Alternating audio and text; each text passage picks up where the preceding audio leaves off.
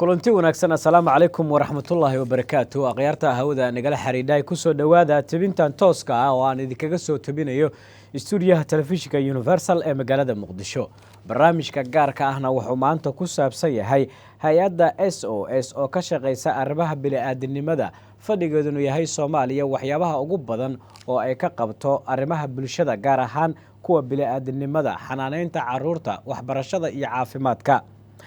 waxaan si gaar ah u dul istaagi doonaa waxqabadka hay-addaasi iyo aragtiyada kala duwan oo bulshada Soomaalida ka qabaan sida ay u shaqeyso oo qadadka telefoonada aad kala soo qayb qaadan kartaan si aad wax ugu weydiisaan sargaalka ka tirsan hay-addan oo istuudiyaha inagula sugan waxaana aan dul istaagi doonaa waqtiga kooban ee aan halkan tabinta live-ka idinkaga soo tabinayno waxyaabo kala duwan oo hay-adda SOS ay ka qabatay arrimaha bini'aadanimada Soomaaliya gaar ahaan in ay xanaaneyso gacantan ay ku hayso muddo dheer caruurta Soomaalida waxaa barnaamijka igala qayb galaya isla markaana istuudiyaha telefishinka Universal igula sugan Cismaan Shukri Sheekh oo ah madaxa mashaariicda hay-adda SOS ee Soomaaliya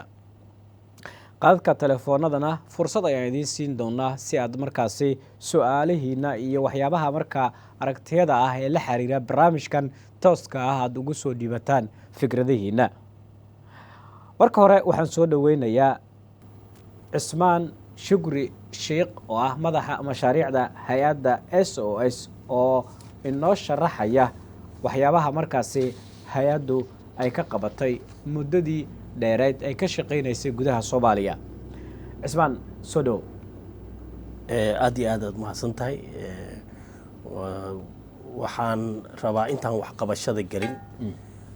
wax badan waxaad maqasheen hay-adda SOS macnaheedu waa maxay waxaad sharaxad naga siisaa waa maxay macnaha SOS maxayse qabataa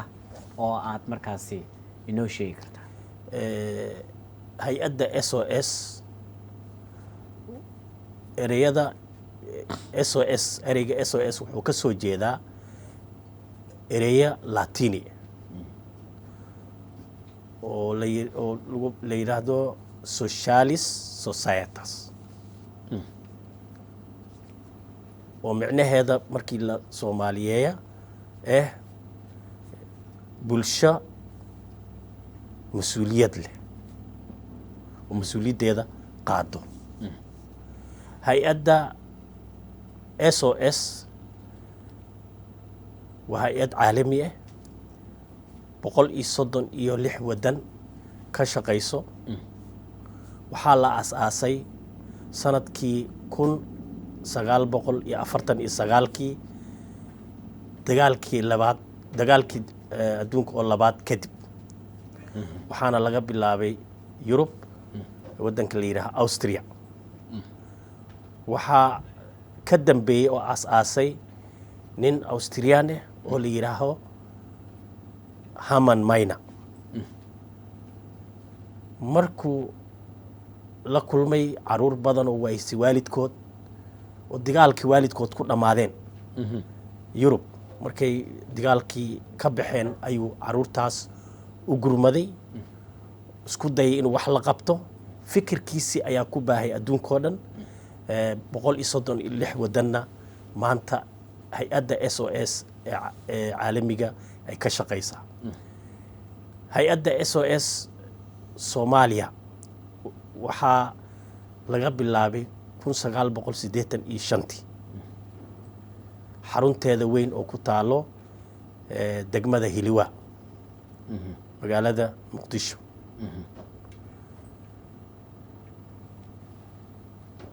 sideetan iyo shantii ilaa maanta dhexdooda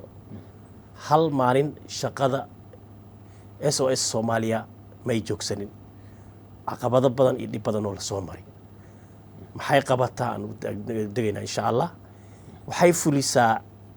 hay-adda SOS Soomaaliya ilaa 7 mashruuc ay wadanka ka fulisaa oo ugu horeysa daryeelka caruurta tabaalaysan ee Soomaaliyeed waxaa kaloo fulisaa in ay taageerto qoysaska duruufaysan ee tabarta daran si caruurtoodii ay ugu filnaadaan. waxaa kaloo kaalmeeyaan si dhallinyarada ay u koraan horumarkoodana kala shaqeeyaan. waxaa kaloon caan ku nahay oo SOS Soomaaliya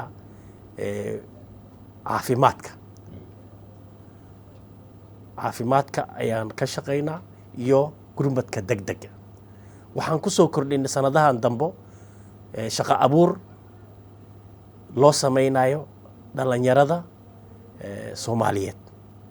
intaasoo mashruuc ayaan wadnaa 85 ilaa maanta dhexdooda waxaan u adeegnay ilaa dad gaarayo caruur iyo hooyooyin iyo markii laisku daro dadka dhan ilaa dad tiradooda gaaraysa 6 milyan oo ruux oo qayb kasta leh ayaan u adeegnay waan u fulinay adeegadaas. cismaan shukri sheekh, meeqa sano ayay SOS ka shaqaysaa Soomaaliya? guulaha ay gaartay maxaad inooga sheegi kartaa? aad iyo aad u mahadsantahay. SOS Soomaaliya waxay ka shaqaysaa 35 sano ay ka shaqaysay. 35 sano. markii laga bilaabo maalintii la bilaabay 85 ilaa 2020 maanta 35 sano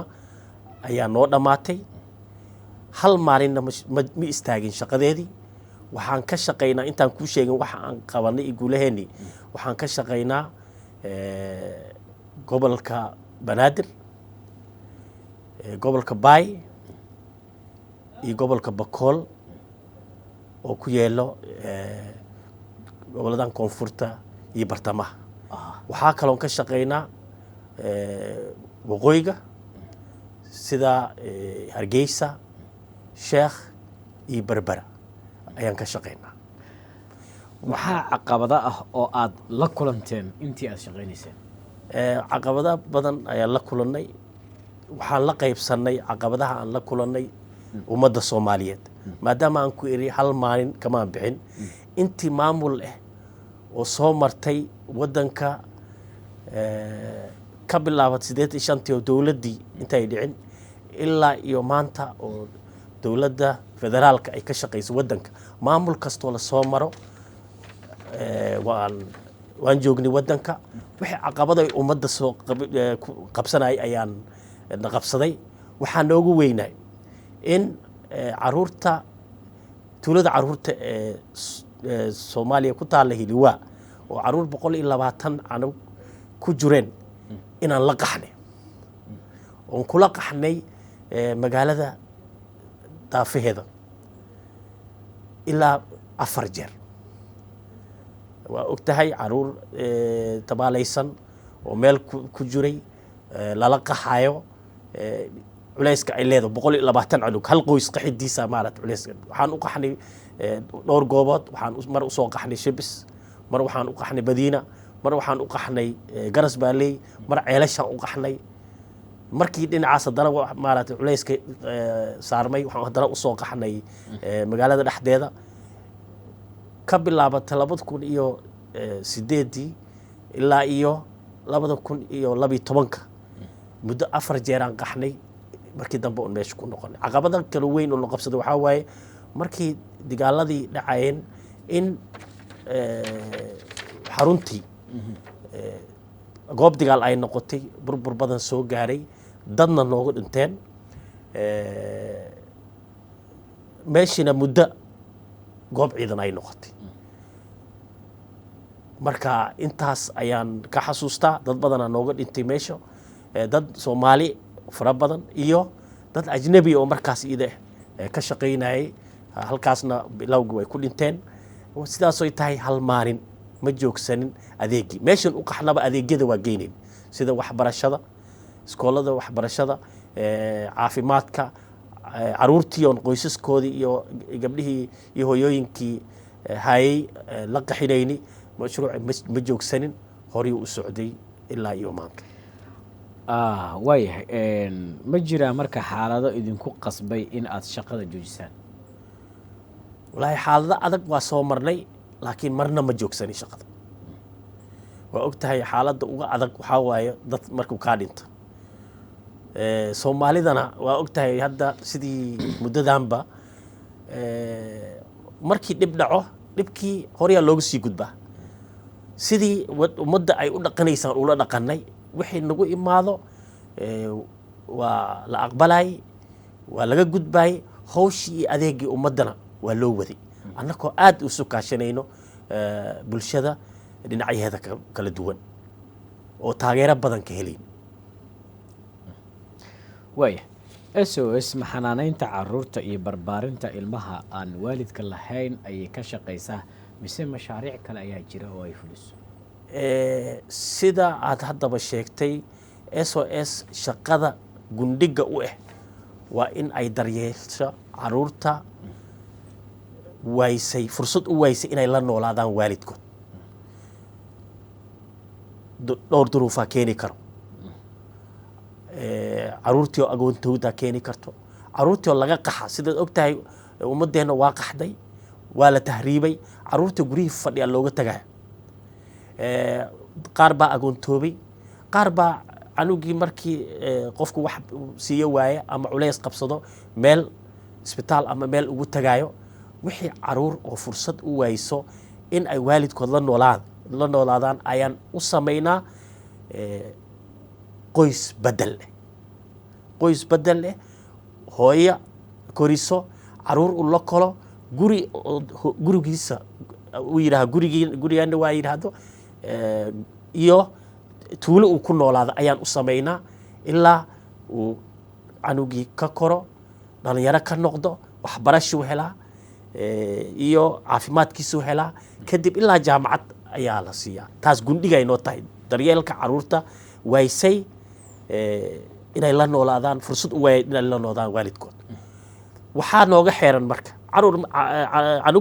caruur markaad korinayso maxay u baahan yihiin waxbarasho goobo waxbarashaan samaynay ka bilaabata xanaanada dugsiga hoose dhexe sare caruurta aan hayna keli maaha bulshadoo dhan ayaan u samaynay hilwaa maraan ahaynay iskoolka keli ka jiro degmada waxaa kaloon leenahay dugsiga sare ee sheekh ayaan nooleynay oon dib u dhisnay markii la gaaray 2002 aan bilownay haddana howl fiican weli ka wado meesha waxaa kaloon dhisnay dugsi hoose dhexe ayaan ka dhisnay Hargeysa oon ka fulinayn waxbarashada dhinaca caafimaadka waxaan leenahay isbitaalka ugu weyn ee hooyadii dhallaanka maanta ku xigo banaadir ayaan leenahay oo si balaash dadka looga daaweeyaa si lacag la'aan looga daaweeyaa ilaa qaliima lagu galaa bukaan socod iyo bukaan jiif waa lagu daaweeyaa waxaan leenahay ilaa 5 xarumood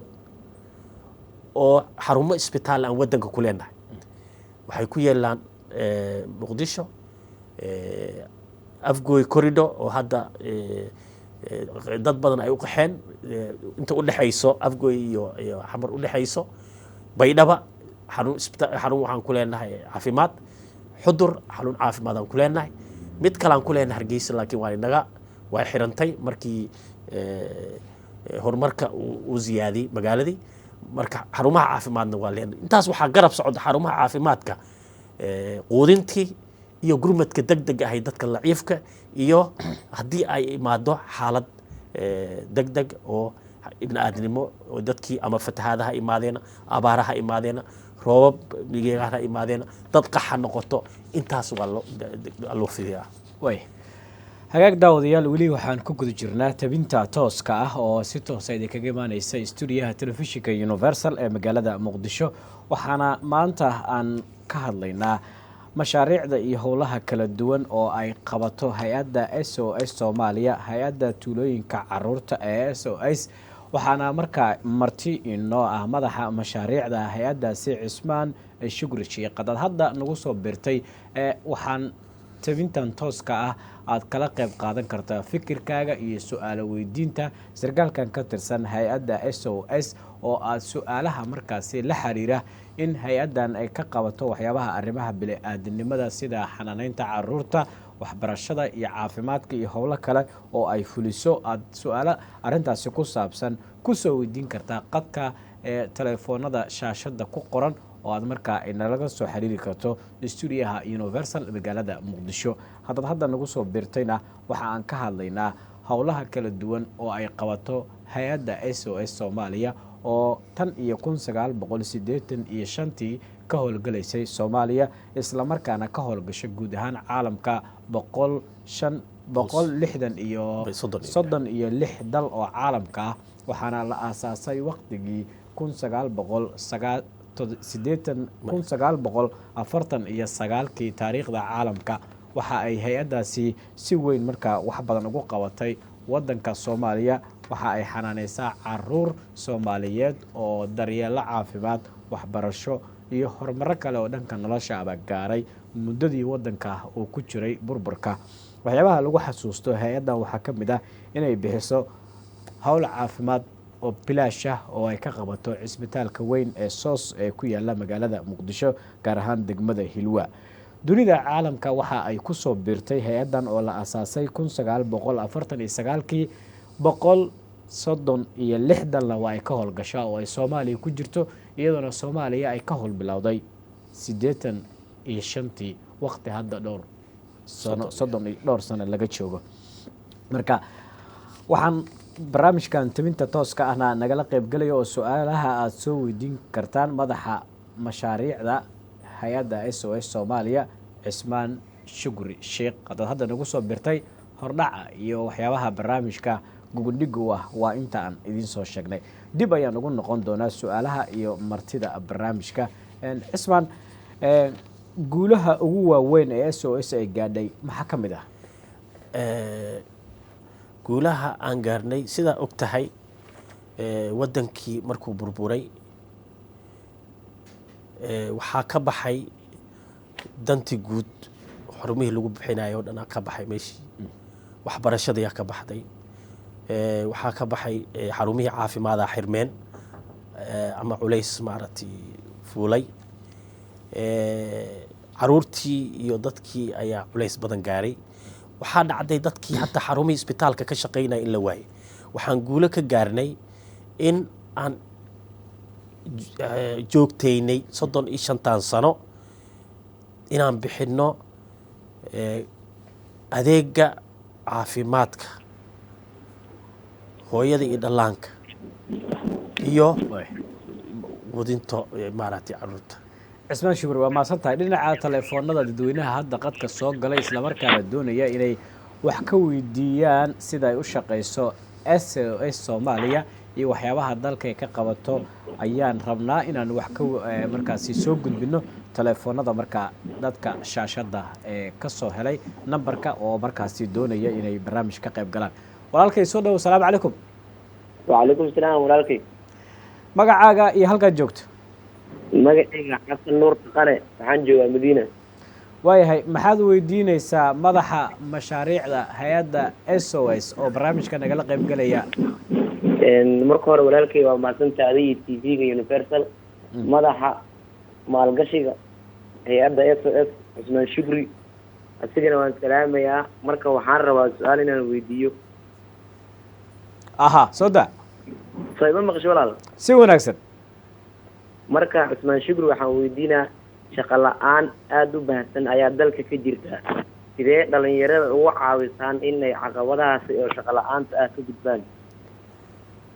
waayahay Cismaan. aad iyo aad u mahadsan tahay. ninka dhalinyarada waa mahadsan yahay. su-aashiisana su-aal aad u habboon waaye. hay-adda SOS sidaan u sheegay, caruuray daryeesha, caruuray korisaa, caruurta dhalinyaro ay noqdaan. caruurtii dhalinyaradii meesha ku kortay, dhalinyarada Soomaaliyeed oo dhan culayska shaqalaanta waa haysataa. mashaariicda aan fulino waxaa ka mid ah in dhalinyarada aan u fidino inay helaan farsamo, inaan barno farsamo ay ku shaqaystaan. ilaa iyo hadda ilaa 550 dhalinyare ayaan u fidinay farsamadaas oo in badan hadda ku shaqaystaan gobolada dhan oo ka shaqayn. waxaan soo kordhinay muddo hadda 4 sano laga joogo dhalinyarada dugsiga sare ka baxa kuwa ka baxa jaamacadaha cilmigii la baray inay ku shaqo tagaan culays weyn ay ku tahay shaqo markii maaragtay looga yeero ama la shaaciyo khibrada iyo cilmi badan ay maaragtay la weydiiyaa waxaan u diyaarinaa qaabkii ay shaqo u geli lahaayeen dhalinyarada barkood jaamacada iska galeen laakiin wuxuu ku xoogan yahay ku fiican yahay inuu ganacsi sameeyo marka waxaan fulinaa mashaariic oo dhalinyarada barayso qaabkii loo shaqo tegi lahay ama haddii ganacsi tahay lagu shaqayn lahay ilaa hadda 1700 oo dhalinyaro ah muddo 3 sane ayaan maaragtay u diyaarinay shaqo oo hadda ku shaqaysato wixii aan barnay cisman waan mahadsantahay waan filayaa in yarka dhalinyarada ay qadka ku soo hadlay oo kaa guddoomay su-aashaasi jawaabta aad ka bixisay qadadkii telefoonada ayaan weli ku guda jirnaa walaal soo dhawaaw magacaaga iyo halkaad joogto waan dhawahay walaal magacayguna waa xamdi maxamed waxaan ku suganahay madiina su-aasha aad weydiinayso cismaan shukri sheekh adoo codkaaga sare inooga qaaday oo nagu gaaban yahay aad baan u salaamayaa madaxda ka socota SOS markuu horeyso horta waxaan weydiin lahaa oo ku yara wareeray oo hay-adba oo shaqadii hay'adaha soos oo ah isbitaalkii aan naqaanay marka inuu iga yara jaahil bixiyo ama aan u baahnaa insha Allah waxaan jecelnahay inaad halkaa noogu celiso codkaagana waa uu nagu gaaban yahay in yar sare u qaad su-aasha aan weydiinayo cusmaan waxay tahay SOS ma hay-adba mise waa isbitaal micnaha SOS hadda soos ayay u aqrismaysaa marka soosna isbitaalan ku naqaanaa marka haddii ay ka balaaran tahay shaqada SOS isbitaalkaas ama haddii ay isbitaalkaas tahay ama haddii ay hay-ad weyn ay tahay su-aashaas baan wahaya insha Allah aada u mahadsan tahay cismaan aad iyo aad u mahadsantahay walaashay maaragtay su-aasheeda waxyaabaha maanta aad ummadda ay nooga garanayso waa inaan xarun isbitaal leenahay laakiin hay-adda waa ka ballaaranta intaas xarunta isbitaalka waxaan uga caanbaxnay waxaa waayo in wakti caafimaad xarumihii caafimaad ay maaragtay tirtirmeen inaan kusoo aadnayo dadkii meeshii keli ay aadi kareen noqotay laakiin hay-adda intaa waa ka ballaaranta sidaan kuu sheegay 6 mashruuc ay hay-adda fulisaa xarumaha caafimaadka oon leenahay wadanka waa hal isbitaal oo weyn oo hiliwaa ku yeelo iyo 4 xarumood oo isbitaal oo ku kala yeelo magaalada Muqdisho Baydhabo iyo Xudur isbitaalka waxaa raacsan oon leenahay waxaan ku yiri hay-adda shaqadeeda ugu weyn waa daryeelka iyo ilaalinta xuquuqaha carruurta marka canug la daryeelana wuxuu u baahan yahay waxyaabo fara badan caafimaadka kooke waxaa kaloo mashruuc aan fulinaa waxbarashada waxaan leenahay dugsiyada xanaanada loo yaqaano waxaan leenahay dugsiyada hoose dhexe iyo dugsiyada sare dadkii ka soo baxay maanta alxamdulilah dadka wadanka wax ka baranaya ka mid yihiin ha noqoto wadanka qaybtiisa waqooyi Somaliland iyo koonfurtaba ha noqote waxaa kaloo leenahay mashaariic ballaaran oo dhalinyarada horumarkooda iyo daryeelkooda leenahay sida haddaba aan ka sheekeynay marka hay-adda waa hay-ad ballaaran hay-ad caalami waaya wadankana ka shaqaysa muddo 35 sano waa maasan tahay dhinaca dib waxaan ugu noqonaynaa qadadka telefoonada walaal soo dhawaaw magacaaga iyo halkaad joogto halo magacaygu waa Ibrahim oo ka soo caya Daynile waayahay Ibrahim xagee Ibrahim oo ka soo caya Daynile ka soo caya waayahay Ibrahim soo dhawaaw cismaan shukri sheekh madaxa mashaariicda hay-adda SOS maxaad weydiin lahayd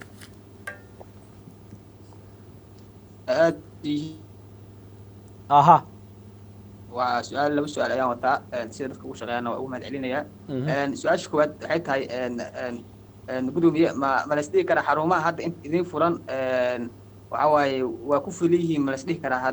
baahidii niila qabay baahi ka ballaaran niila qabaa marka xarumahan hadda adinka ni furan oo gobolada dalka iyo gudahaba nigaga furan oo Muqdisho xarumo ka badan ayaa loo baahan yahay ma la isdhihi karaa su-aasha koowaad taas waaye tan kale weydiinaya waxay tahay maadaama aad ka shaqaysiin arrimaha carruurta iyo nafaqeynta ka shaqaysiin ma la isdhihi karaa caruurta Soomaaliyeed waxay u baahan yihiin in xataa qaararka kuwa jooga kaamamka jooga inaad gaartiin oo aad kaamamkooda xataa u tagtiin barnaamijyo noocaas ma leedihiin oo hay'adu ma leedahay way cismaan aad iyo aad u mahadsan yahay Ibrahim su'aashiisa horta hawsha aan qabana waa hawl dawladda Soomaaliya iyo bulshada dhan inay qabatay daryeelka caruurta tabaalaysan ama waayse fursad inay u helaan waalidkood inay la noolaadaan waa mas'uuliyadna wada saaran ha noqoto dawlad ha noqoto bulshada qaybaheeda kala duwan iyo hay'adaha ka shaqeeyaba marka xarumaha ay SOS ku shaqeysa waa ognahay kuma filno kaligeed SOS-na ma qaban karta hawshan caruurta aan xanaanaynana caruurta aan xanaanayn waxay ka yimaadaan goobaha banaadir oo kale xarunta hiliwaa qaybaheeda kala duwan ee banaadir ay ka kala yimaadaan dhinaca oo xarumaha ay dadka ku qaxeen waan ka shaqeynaa badbaado meesha kaambiga loo aqaani jiray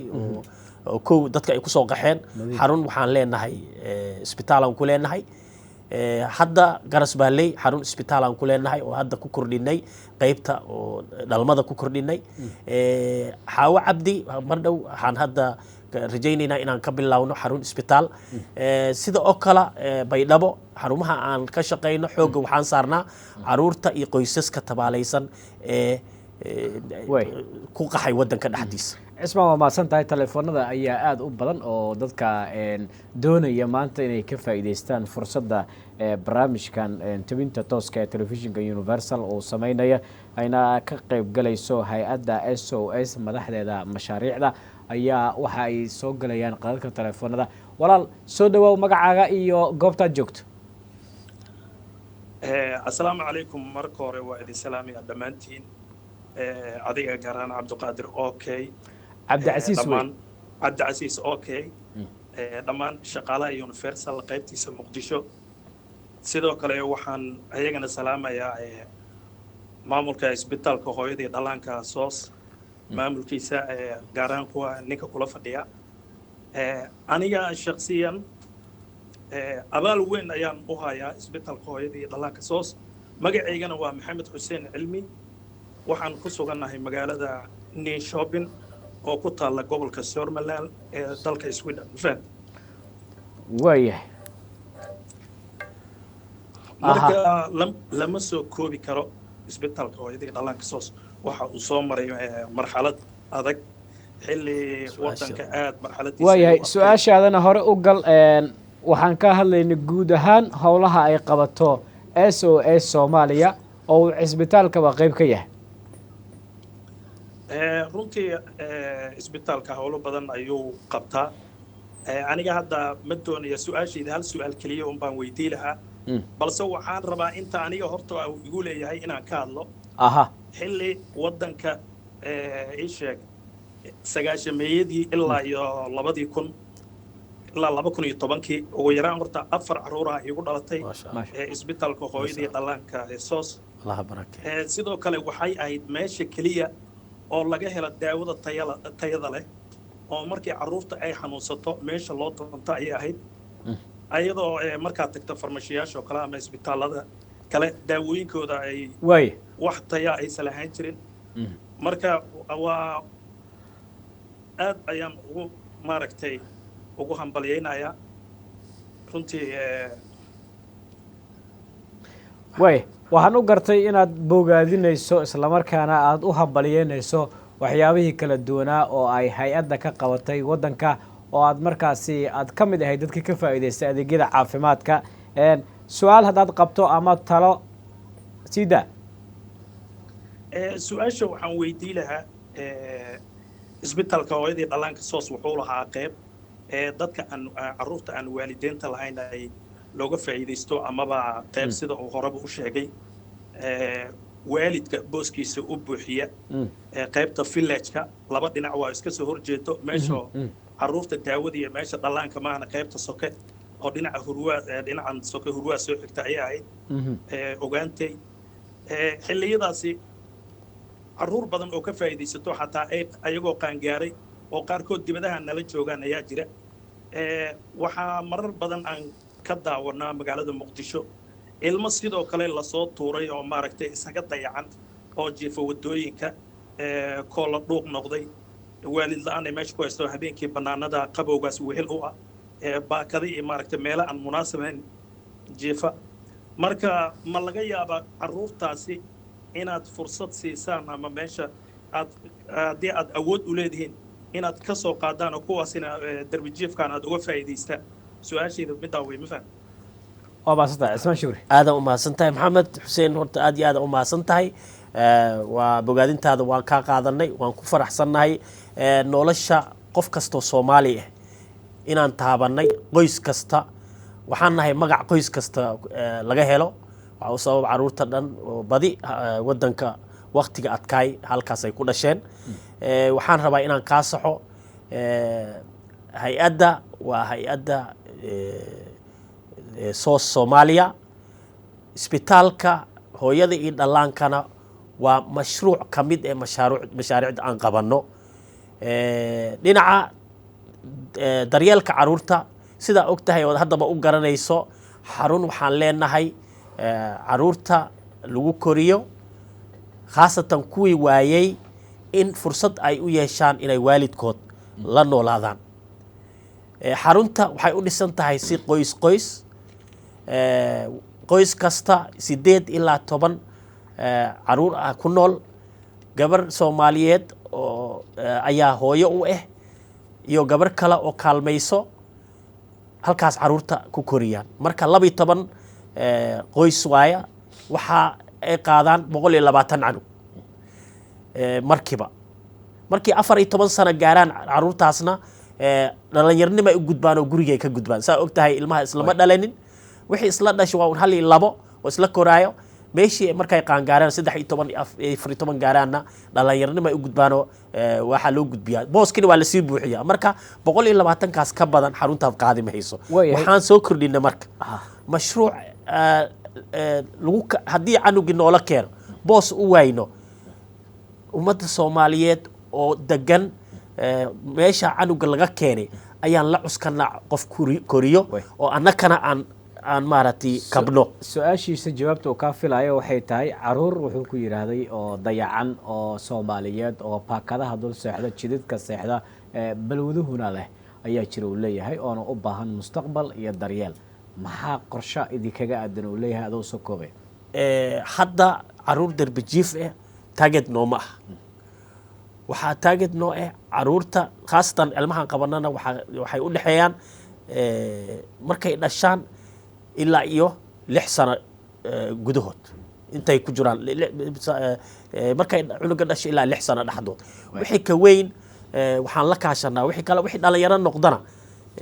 dhalinyaronimo lagu qaabilay way cismaan waxaan dib ugu laabanaynaa qadadkii telefoonada oo dadka ay maantaba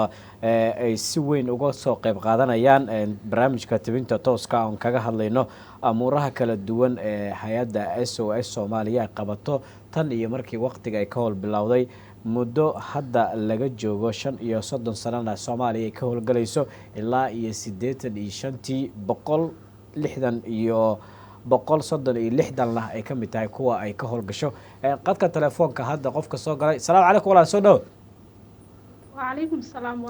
walaal magacaaga iyo halkaad joogto iyo su'aalaha markaa ama talooyinka aad soo jeedinayso aad weydiinayso Cismaan Shukri Sheekh madaxa mashruucyada hay'adda SOS إنه ولا مقعيك وحمد ويا وحن شوقة عدي صوبة حاول يديني يا دكتور كردوا إن سلام عليه دكتور كمان ka qaadna haye waxaan weydiinayaa abu dalkan uu burburay oo waxa weeyaan dhibaatooyin badan la soo kordhay marka maxay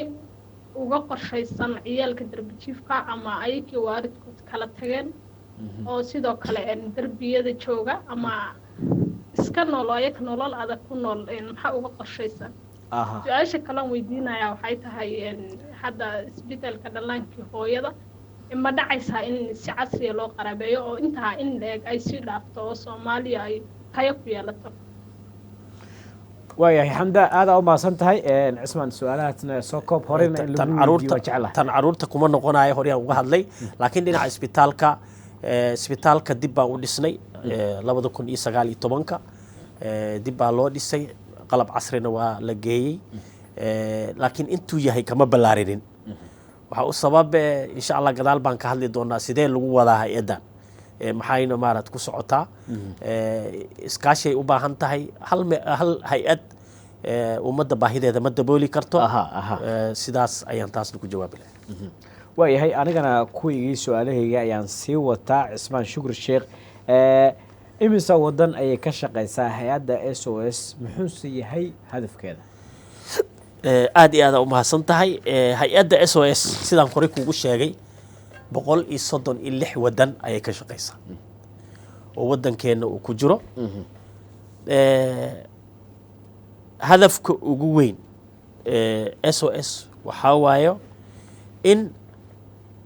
canug kasta oo adduunka ku nool uu qoys ku noolaado marka maxaan qabanaa marka si loo gaara hadafkaas hay-adda SOS waxay u dhistaa qoysas in maaragtay caruurtaas tabaalaysa waxay ku kaalmaysaa caruurta in ay dhallinyaronimadooda iyo horumarkooda gaaraan bulshada caruurtaas ay la nool yihiinna horumarkeeda ay kala shaqaysaa sida horumarka xagga caafimaadka xagga waxbarashada horumarka dhallinyarada iyo shaqo abuurka howlaha qabana howlahaas hadafka mustaqbalka hadafka mustaqbalka waxaa waaye cunug kasta waxaan ku iri cunug kasta inuu ku noolaado qoys hadda darbijiifa laga hadlay canug meel la dhigaa laga hadlay waxaasoo dhan hay-adda waxay hadafkeeda waxaa waaye guud in canuga uu ku noolaado qoys kuna noolaado maaragtay jacayl iyo ixtiraam iyo amni ku noolaado waa maasanta waayahay qadka telefoonka asalaamu calaykum walaal soo dhawow السلام عليكم وعليكم السلام walaal soo dhawow magacaaga halkaa joogto magacaygu waa axmed cabdi jimcaale oo jooga wadanka sweden axmed cabdi jimcaale sweden jooga axmedow soo dhawow maxaad weydiin lahayd madaxa mashaariicda hay-adda SOS oo maanta barnaamijkan tooska ee nagala qayb galaya والله aad iyo aad u mahadsantahay cabdicaiise okay aad baan kuu salaamayaa adigii salaamullah boqolkiiba aad baan idiin salaamaya salaamta islaamka assalaamu calaykum waraxmatullahi wabarakaatu وعليكم السلام ورحمة الله aad baan u farxay markaan arkay cismaan shukri oo aad wareysanaysid oo aan tv-ga aan ka arkay wareysiga oo ah barnaamij gaar ah oo hay-adda SOS ayaan aad ugu farxay aha hay-addan SOS waa aniga 9 caruur ayaad iigu dhalatay maasha allah aad baan ugu faraxsanahay waxyaalaha ay qabato sida wacan ay ilmaha iyo haweenka ay u daaweyso marxaladii ay soo martay iyo dhibaatadii ay soo martay oo ay dabarka u dhigatay iyo sida mas-uuliyadda ay wax u qabatay wax meesha lagu soo koobi karo haba yaraatee barnaamijkan iyo barnaamijyo kale ma aha markii ugu dambeysay cismaan shukri midaan weydiinayaa aqoon badanaan u leeyahay asiga iyo dadkii hay-adda ka wada shaqeeyo aqoon badanaan u leeyahay marka waxaan weydiinayaa aniga wadankii waxay ugu dambeysay 98 hay-adda waxay u shaqeynaysay si aan caqliga bini aadamka aan geli karin ayay u shaqeynaysay waxaan weydiinayaa hal su-aal oo ilmihii oo hay-adda ku xareysnaa oo waxbarashada fiican haystay oo maanta kaalinta wacan ka geli jiray imtixaanaadka oo waxbarashadooda iyo akhlaaqdooda iyo tarbiyadooda iyo sida wacan loo haayay sidii hay-addii aan ku ogaa ma ku socotaa mise wax isbedel ayaa jiro waayahay cismaana nala joogo waqtigaana joogay cismaan haye maasha allah aada u mahadsanta axmedow hay-adda sidii ayay ku socotaa waana la ballaariyey adiga waxaad ku ogeed banaadir keli xarumo gobollo badan ay hadda ka shaqaysaa waa la ballaariyey sidii ay ku socotaa dadkii ka soo baxay oo wanaagsanayo waxbarashada lahayna wadanka ayaa maanta ka faa'iidaysto dowlad goboleedyada dhan iyo dowladda maaragtay federaalkaba waa ka shaqeeyaan boosas fiican ayna ka hayaan agaasimayaal waayo dadka barkood oo waxbarashada ka soo maray soos sidaas ayaa jirta waxaa kale oon ku darayaa dugsigii maaragtay ku baraynay narsiska kalkaaliyaasha iyo umulisooyinka kuna baraynay asagana aadaa looga faa'iidaystay dhalinyarada waddanka oo dhan ay ka shaqeeyaan ummadooda aynu u adeegaan aadaan ugu faraxsana waana mahadsan tahay bogaadinta وهاجاك داوديال هذا نقول صبرتي وحا أن كوكو جرنا برامج كتبين تاتوس كأه ستة صيد كجيم أنا استوديوها تلفزيون كيونيفرسال مقالة مقدشو سؤال أركتي يو تلوين بقى وتسوي دين كرتان مدحة مشاريع دا هيدا SOS ومانتا مرتي نقول برامج كتبين تاتوس كا أو أن واحد بدن كجسوا هذا الله وحياها هيدا سي وقبتي قيبها كالدون برشة الصوماليات هدي أي نقول له هذا عافيمات waxbarasho daryeelka caruurta iyo howlo kale oo ay ka fuliso gudaha wadanka gaar ahaan koonfurta iyo bartamaha iyo banaadir ee magaalada Muqdisho marka hadda nagu soo birtay barnaamijka inahaas iyo qaybaha kale aan ugu soo hadalnay su'aalaha waa soo weydiin kartaa qadka telefoonada ayaan dib ugu noqonayaa salaamu calaykum walaal وعليكم السلام ورحمة الله وبركاته ولا soo dhawaw magacaaga iyo halkaad joogto ولا waa dhawahay waa Cumar Xasan Cabdi oo idin kala soo hadlay magaalada Muqdisho gaar ahaan degmada Kaxda Magara Cumar oo soo dhawaw maxaad weydiin lahayd madaxa mashaariicda hay'adda SOS Cismaan Shukri Sheekh waa u mahadcelinayaa guud ahaan Universal TV gaar ahaan daadiyaha barnaamijka iyo waliba sargaalkaas SOS ka tirsan ee maanta ku talagalay inuu naga xaqabtiro maxaan ku raahdaa su'aalaheena su'aashan weydiinay waxay tahay laba su'aal oo isa saaran koowaad waxay tahay waxaan maqalaa SOS inay maxaan ku raahdaa ay gacanta ku hayso amaba ay maxaan ku raahdaa xanaanayso caruurta aan aabaha lahayn ama kuwa markaa wicilada loo yaqaan iyo sidoo kalena in lagu faafiyo xarumaha SOS afkaar markaasaan habboonayn tusaale ahaan inay wax diinta islaamka ka baxsan oo kale lagu faafiyo ama shiica ah ama maxaan ku raahdaa anyway wax markaas aan Soomaaliya gudaheeda ay adag tahay oo xasaasi ah waayo sokob xanta suuqa ku jirta ayaan rabnay maxaa ka jira inaan weydiiyo oo noo faahfaahiyo isagoo ka warbeegay Cismaan Shukri Sheekh kaaga jawaabaya Cismaan oo adigana inoo soo koob aad iyo aad u mahadsan yahay horta su'aashaas waa su'aal fiican xanta aad sheegtina mar badan dhagahayn waa ku dhacday hay'adda SOS mabaadiida u taalo sidaad maqashay 136 wadan ay ka shaqeysaa wadamadaas kala duwan xarumaha ku yeela sidii kuweena oo kale waxaa noo yeela hay'adda SOS in caruurta la koriyo lagu koriyo diinta iyo dhaqanka wadanka ay u dhasheen oo ay ku nool yihiin taasaa kaa kaafinayso maanta waxaan leenahay xufaad waxaan leenahay dad maaragtay culume dad maaragtay si fiican maaragtay meeshaas ku soo koray oo fiican waxaana kugu casuumaynaa xarunta iyo caruurta ka shaqeysay ku dhalatay ama ku barbaartay ama ku waxbaratay hay'adda SOS taas intaas aan kaalay way Cismaan waa maasatahay aniga ayaa dib ugu laabanaya su'aalihii barnaamijka aan ugu talagalnay ee aan ka weydiinaynay waxyaabaha markaasi hay'adda annagoo markaasi mar kale ee qadka telefoonka labada qof ama qofka ugu dambeeya fursad siin doona meeqa xarun ay hay'adda SOS ku leedahay Soomaaliya marxaladihii isbedelay ee dalka saameyn intee laag ay ku yeesheen inoo soo koob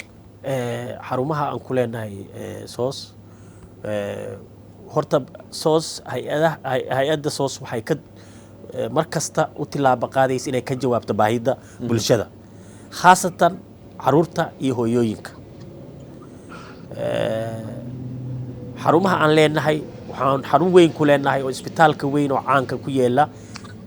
degmada Hiliwa ee magaalada Muqdisho waxaan xarun ku leenahay sidaan ku sheegay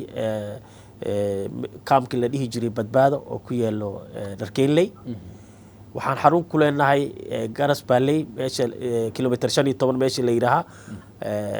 xarun isbitaalan ku leenahay Baydhabo xarun isbitaalan ku leenahay Xudur isbitaalan ku leenahay Hargeysa xarun caruurta lagu xanaaneeyo sidii tan Hiliwa ku taalan ku leenahay iyo dugsiya hoose dhexe sare oo ku yeela Hargeysa iyo Sheekh kuwaas oo hadda wareejinay oo ku wareejinay maamulka meesha ka jira iyo hay-ado kale. way dhaqaalaha ay ku shaqayso hay-adda yaa bixiya? su-aashaas su-aal aada u fiican waaya. dhaqaalaha hay-adda waxaad ku salaysan yahay laba qaybood. qayb waxaa waayo qof shaksi ah wuxuu bixiyey ilmaha aan gacanta ku hayno, qof dad kafaala qaad ay leeyihiin, qof sponsor u noqdo ay leeyihiin. waan baahinaa, waxaan dadkii hay-addii u dirnaa, hay-addii markay u dirna dad ay la xiriirtaa shaksi canug kasta 2, 3 ilaa 5 ilaa 10 qof ayaa kafaala qaado oo wax bixiso oo wax usoo dirto. waxaa kaloo leenahay mashaariicda aan wadno waxaa nala kabo hay-ado kale oo maaragtay caalami ah iyo wadamo kale ayaa nala kabo. marka midda ugu muhiimsan waxaa waayo in aan leenahay sponsor loo sameeyey canug kasta kafaalaqaad u sameeyey oo wax usoo diro, taasooy ku yar yihiin dadka muslimiinta, khaasatan soomaalidana ayba ku jirinba qof soomaali oo maanta caruurtaas aan gacanta ku hayna kafaala qaaday ma jiro. waa ogna culeysaa qof kasta haysto, laakiin sidaasaan ku helnaa. waa mahadsan tahay. qaadadka teleefoonadan dib ugu noqonaya, qofka ugu dambeeya ayaana siinaya oo qadka telefoonka ku jira si markaasi su-aalaha aragtida iyo talooyinka ay soo jeedinayaan marka ay ula soo wadaagaan. cismaan shukri sheekh, madaxa ee mashaariicda hay-adda SOS. walaal magacaaga hay halkaad joogto soo dhawow. waxaan joogaa dalka Sweden, magacaygu waa Cabdilid Gowfaarax. mar kale inoogu celi. Cabdilid Gowfaarax oo jooga dalka Sweden, magaalada Gothenburg. waayahay soo dhawow Cabdulle. waxaan salaamaa adigoo ah Axmed Okey iyo Cismaan Shukri Sheekh. salaamullah. su-aashaan weydiinaya Cismaan Shukri Sheekh, horta waa naas fiican oo aqaano, aad baan u salaamayaa, ma garat. soo dhawow walaal.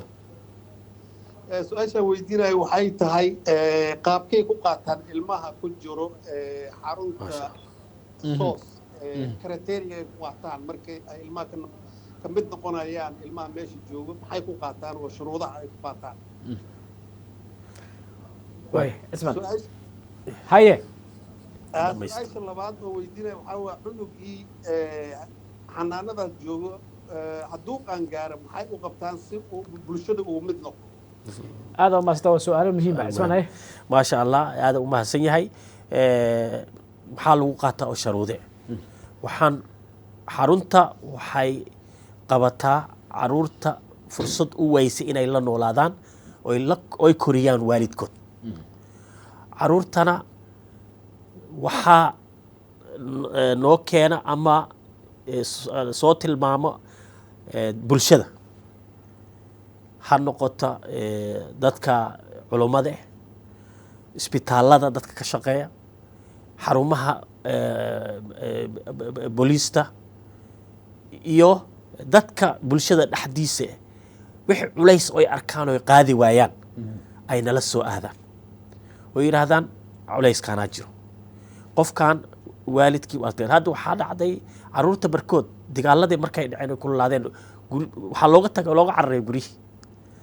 isbitaalla dakhaatiir ayagoo shaqo u socdaan arkayin caruur meel iska joog, caruurtaas guryahooda ay geynayaan ama culays meeshii xarumihii isbitaalka ay geynayaan markay ku hayn waayaan ay maaragtay nala soo doonanaan, amaba maamulkii ka jiray degmooyinka ama magaalada ka jiray ayaa loo geynaya oo leeyahy waxaan baan meesha ka aragnay, ama qof meel maraya ayaa culays wax arkay. waxaan horta ku daynaa in canuga ama qofkaas uu isku dayo in canuga koriyo, annakana aan la ogaano. marka haddii uu ku adkaysta in canugii lagala wareego, maamulka markaas ka jiro meeshaas ayaa la soo marnaa iyadoo bulshadii marinaysa. marka maamulkiyaa kusoo wareejiyo si qoraal leh qofkii keenay iyo maamulkaas oo meesha mas-uulka ka ah. hadda oo kale degmooyinka waxay leeyihiin guddoomiyaal ay leeyihiin, guddoomiyaalka iyo saldhigyada la soo marinaa waa la keenaa. hadda magaalada Hargeysa oo kale maxkamadda nagu wareejisa, maxkamadda ayaa nagu wareejisa oo waraaq maxkamadda ka socoto ayaa lagu keenaa canugii xarunta Hargeysa. muqdishona waxaan u marnaa degmooyinka iyo xarumaha booliska amaba culummada iyo odayaasha xaafadaha ayaa ku wareejiya markay meesha ku koraan. caruurta markay meesha ku koraan oy qaangaaraan oo 13 14 gaaraan wixii wiil ah xarun dhalinyaraan u wareejinaa ama waxaan isku daynaa inaan ku biirino bulshada oo la noolaado wixii qaraabo kore dadku waa soo baxayeen canuga intaad gacanta ku hayso dadaa soo baxay dadaa leh aniga maaragtay aniga qaraabo leh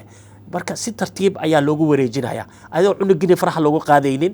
waxbarashadiisii iyo wixiisa maarad lagu wareejinaa wixii gabar ah oo qof lagu wareejinahaynin halka gurigeeda ay ku noolaanayo caruurtaas wixii 12 sano ka yar ay la nooshahay iyo hooyada meesha ku haysa ku nooshahay ilaa ama laga guursado ama ay shaqo ka hesho oo ay bulshadii ay sidii ku gasho sidaas ayaan bulshada u galnaa marka caruurta aan qaadnana shuruudahaas aan ku qaadnaa maas way cismaan shukri sheekh waa maasantahay qofka ugu dambeeya ee qadka telefoonka hadda soo galay ayaan siinaynaa si uu usoo koobo su-aalaha talooyinka iyo markaa waxyaabaha dhiirigelinta uu hayo hay-adda SOS madaxa mashruuca ayaana u gudbin doonaa si uu markaa su-aalaha ugu jawaabo walaal soo dhawaaw su-aalaha qabto halkaad joogto iyo magacaaga magacaygu waa xasan maxamed isaaq waxaan ka soo hadlayaa degmada hodan gaar ahaan xaafadda albarako waxaan rabay inaan weydiiyo maamulka SOS hay-adda Save Children waa hay-ad international ah marka waxaan jeclaan lahaa inaan weydiiyo hay-addaas afkeeda iyo waddanka laga leeyahay sidoo kale waxaan jeclahaa marka su-aal labaad inaan raacsiiyo Save Children waxay ka shaqeysaa sida hadda ogahay muqdisho ku arkay inta badan waxaan ka hadlaynaa SOS hay-adda SOS aan ka hadlaynaa su-aalahaad qabto soo koob waa su-aalaha qabo waa laba su-aalood su-aasha koowaad waxaan rabaa inaan ogaado hay-adda waa hay-ad international ah aasaaskeeda iyo waddanka laga leeyahay su-aasha labaad waa hay-adda ma muqdisho keliya ka shaqeysaa gaar ahaan markaa fiiriso gobolada dalka waxaa ka jiro baahi aada u badan maxay ugu tala gashay baahiyahaas inay ku daboosho sideena loo gaarsiin karaa ay gaar ahaanna loogala soo xiriiri karaa waa maasantahay cismaan shukri sheekha kaaga jawaabay waa maasantahay hay-adda hay-adda SOS Soomaaliya waxay ka tirsan tahay dallad hay-ad la yidhaahaa SOS International SOS Children's Village International ama tuulooyinka caruurta caalamiga SOS waxay xarunteeda ku taallaa waddanka Austria halkaas ay ka aasaasantay sidaan kuu sheegay 1949 dhinaca gobolada bilowgii hay-addu waxay ka bilaabatay gobolka Banaadir haddana baay kadib waxaan 2000 aan gaarnay gobolka waqooyi Somaliland kadib Baydhabo oo baay ku taala haddana xudur sanadkii 2019 xudur ayaan mashaariic ka bilownay wixii baahi ahna oon tabar u haynana sidaasaan maaragtay ugu gurmanaa waa mahadsantahay cismaan shukri sheekh anigana hal su-aal ayuu kaa dhiman laakiin qof hadda qadka soo galay ayaa codsanaya in lasoo gudbiyo islamarkaana doonaya in su-aal iyo talooyin iyo waxyaabaha kale oo wada ku weydiiyo walaal soo dhawaaw iyo magacaaga iyo halkaad joogto aniga ha walaal ingiriiskan jooga nuuna sharif caliyaa la dhahaa gabadhii soos lagu furay ugu horeysay ahay marka nin wadaadkaana rabaa hal su-aal le inaan weydiiyo waayahay soo dhawaaw waaya weydii hahe baba ma ii gudbisay ha wuu kula hadlayaa ha asaa hadlaaya hadda soo dhawaaw runta su-aashaada weydii wuu ku maqlayaa ha laakiin waxaa hadlaaya wadaadkiia hadlaaya hadaloo wada seeb kula hadlaa adigu shaashada ka fogow telefoonka kala soco waayahay waa hadli kartaa sii day walaal soo daa su-aashaada halo waa ku maqlaynaa ها وحاواي مقعيقة نوناي شريف علي واي aha gabdhihii soos lagu furiyaa ahaa gabadhii ugu horeysay lagu furiyaa ahaa xamar waayahay waxaan joogaa ingiriiska haye waxaan nuunay shariif waxaan kaa codsanaynaa inaad iska joojiso shaashadda aad naga sugaysid adigu teleefonka dhegta saaro nala hadal haa waxaan ahaa gabadhii ugu horeysay oo soos lagu furiyaa ahaa markaas waxaa haystay nin talyaani maasimo maryaana la dhahaya madax ka ahaa meesha oo jarmalka degan iyo francesco sii soco haye su-aashaada weydiina soos waxay ka koobneed markii hore meel lagu dhalo iyo meel ilmaha lagu koriyo iyo meel oo ilmaha yaryar lagu daaweeyo saddexdaas meelood ay ahayd marka soomaali wax ka shaqeeya maahayn madaxda ma jirin haa marka waxaan weydiinaa hadda soos yaa maamulo maasha allah waa mahadsan tahay cismaan shukri shiiqa kaaga jawaabaya aadaa u mahadsan tahay nune waana ku mahadsan tahay hawshii aad ka soo bilowday soos hawshii aad bilowdina waa la sii wadaa alxamdulilah ummaddana waa u adeegahaynaa hay-adda soos sidaan aan horey u sheegay waxay ka mid tahay hay-addaas caalamiga oo soos oo SOS oo ku taalo 136 wadan maamulka hay-adda SOS Soomaaliya waa wax ajaanib kuma jiraan maanta qofka ugu sareeyo oo wadanka mas-uulka ka ah national director ayaan nahnaa agaasimaha wadanka dhan maamulo waa nin Soomaaliyeed shaqaalaha dhanna waa Soomaali wax ajaanib oo maaragtay ka shaqeeya hay-addi malaha waa wixii gobolka jooga iyo wixii wadamada kala moogi marka waxaan ku faanaynaa in hay-addii 35 sano wadanka joogtay aan welina joogto ummadda u adeegaysa annakoo Soomaali wada ahna u adeegayno sida dadkii hore ajaanibta joogay oo adeegi jireen oo wanaagii si lamid si ka wanaagsanna ummadda u adeegayno intaas ayaan kugu bishaaraynayaa aada u mahadsan tahay nuunay shariif oo London su-aashaasi kaa soo weydiisay isla markaana jawaabo aad ka siisay ugu dambeyntii waxaan rabaa inaan ku weydiiyo cismaan shukri sheekh dad badan dadka qaar waxa ay qabaan in howlaha soos ay markaasi ay leeyihiin ujeedooyin kale oo waxyaabo kale ayaa ka dhex guuxaya maxaad ugu jawaabi lahayd arrintaas aada iyo aada u mahadsan tahay horta waan ognahay Soomaalida waxbay wax ka dhex raadisaa sidaas gabadhii nuuna ka maqlaysay hay-adda marka la bilaabay dad ajaanib ayaa madax ka ahay magaalada Muqdisho joogay xarumaha xafiisyada ku shaqeynay maantana alxamdulilah annakoo wada Soomaali muslimiin wadankii wada joogna ayaa ka shaqeynay xafiiskii waxaan ka soo rarnay Nairobi 2017 xaruntii xafiiska ugu weynaay magaalada Muqdisho ka furan yahay Soomaaliya ka wada shaqeyso markii aan soo rarnay kadib aan ku balaarinay wadanka sidaan ku sheegay mabaadiida hay-adda waxaa waaye in caruurta iyo dadka lagu haayo hay-adda SOS ama ka shaqeeya ama ku koro in caruurtaas lagu koriyo dhaqanka iyo diinta wadankooda alxamdulilah caruurteena caruur Soomaaliyeed waaye waa dad muslimiin waaye waxa u adeegaya hooyooyin muslimiin iyo Soomaali waxa u adeegaya shaqaale muslimiin oo Soomaali ah